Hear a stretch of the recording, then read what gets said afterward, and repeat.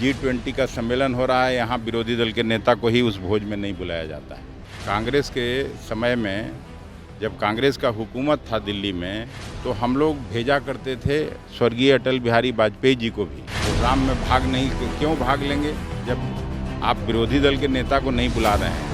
कभी भी विशेष सत्र जब बुलाया जाता था तो बिजनेस एडवाइजरी कमेटी में विरोधी पक्ष के विरोधी दल के नेताओं के साथ भी बातचीत की जाती थी। किस तरह से देखते हैं, क्या दोनों शिक्षा का काम करती है, दोनों अपना थोड़ा बहुत खटपट खोते हुए शिक्षा में गुणात्मक परिवर्तन लाने की ज़रूरत है। बिहार का इतिहास रहा है, यहीं कभी नालंदा विश्वविद्यालय हुआ करती थी जहां दुनिया भर के छात्र पढ़ने आते थे। अब निश्चित रूप से वो स्थिति नहीं है। पुनः उस स्थिति को बहाल करने के लिए बिहार सरकार को प्रयास करना चाहिए। राजभवन से टकराव हुआ, अब शिक्षा विभाग से टकराव की स्थिति है और जो शिक्षकों की नियुक्ति होनी है उस विषय को लेकर के आमने सामने दोनों। शिक्षा में गुणात्मक परिवर्तन लाने की ज़रूरत है और शिक्षकों को का जो भी अधिकार है वो मिलना चाहिए, मैं यही कह सकता हूँ। अध्यक्ष जी एक चीज़ और है कि बिहार सरकार के शिक्षा मंत्री हैं, उन्होंने पैगंबर मोहम्मद साहब की तुलना जो है मर्यादा पुरुषोत्तम से कर दी है। आपको लगता है कि वाकई ये तुलना करना सही है? ये सब अभिव्यक्ति का सबको अधिकार है, सब लोग अपना बात कह सकता है। मेरे हिसाब से सबका अलग अलग स्थान है समाज में, लेकिन किसी का किसी से तुलना नहीं होना चाहिए। जिस तरह से सत्ता का संचालन कर रहे हैं वो प्रजातंत्र का स्वरूप नहीं हो सकता है, वो जमहूरियत और संविधान का स्वरूप नहीं है। कभी भी विशेष सत्र जब बुलाया जाता था तो बिजनेस एडवाइजरी कमेटी में विरोधी पक्ष के विरोधी दल के नेताओं के साथ भी बातचीत की जाती थी।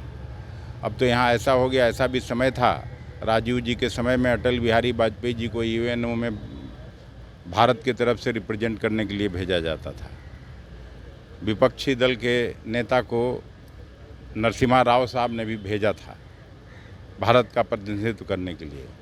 और G20 का सम्मेलन हो रहा है, यहाँ विरोधी दल के नेता को ही उस भोज में नहीं बुलाया जाता है। तो इससे समझा जा सकता है कि क्या स्थिति है इस देश जी। और सोनिया गांधी को भी निमंत्रण नहीं मिला। कांग्रेस के कई राज्य, मैं कांग्रेस का आदमी का नाम नहीं ले रहा हूँ। विरोधी दल का नेता का पद कॉन्स्टिट्यूशनल पोस्ट है वो भी, और हमेशा से जब कभी कोई मेहमान शासकीय बाहर के शासकाध्यक्ष आते थे तो प्रधानमंत्री से भी मिलते थे और विरोधी दल के नेता से भी मिलते थे।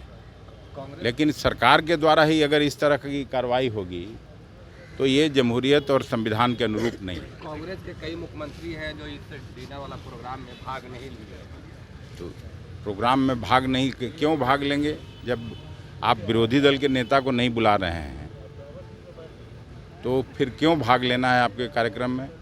आपको मैं अगर कोई भोज दूं, बाकी 4 साथियों को आपको बुलाऊं, आपको नहीं दे तो इन लोगों को भी तकलीफ होगी। नीतीश कुमार पहुंचे हैं और हेमंत वापस भी आए लंबे समय। नीतीश कुमार जी कांग्रेस पार्टी से अलग उनकी पार्टी है, उनका सोच अलग है, हम लोगों का सोच अलग है।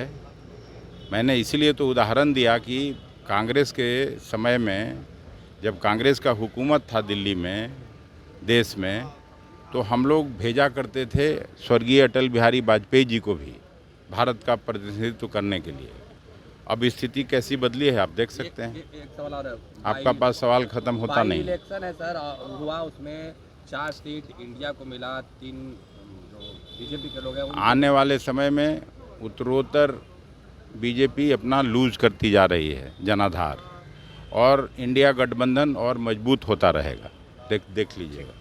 Thank you. Perfection IAS, UPSE और BPSC फाउंडेशन क्लासेस के लिए समर्पित संस्थान। यहाँ आपको UPSE selected and interview appeared faculties द्वारा गाइड किया जाता है। Separate batches for Hindi and English medium. 65वीं और 64वीं BPSC एग्जाम में 69 और 107 रिजल्ट्स एवं 66वीं BPSC एग्जाम में 131 रिजल्ट्स हासिल किया है परफेक्शन IAS टीम ने। परफेक्शन IAS, कुमार टार, बोरिंग रोड, पटना।